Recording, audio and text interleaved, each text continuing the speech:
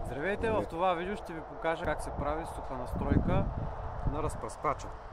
Сега, как се извършва сухата настройка?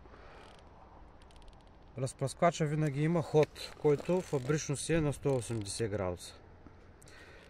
Както и при другите дюзи, винаги лявата точка е начална точка на разпръскване.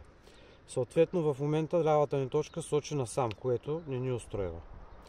Завъртаме в обратна посока и даваме малко ход,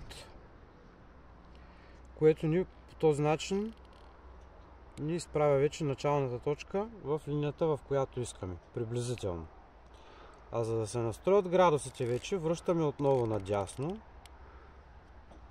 след което поставяме от другия край отверката, на която има плюс и минус, в зависимост в коя посока се върти. Съответно се редуцират или се увеличават градусите на разпръскване. Ако завъртим наляво, което е към минуса, виждаме, че започва разпръсквача да се върти наобратно. И съответно, за случая не трябва разпръсквача да пръска на 90 градуса. Вече имаме разпръскване на 90 градуса. Наляво началната точка на пръскане и надясно крайна точка. Така се прави суха настройка.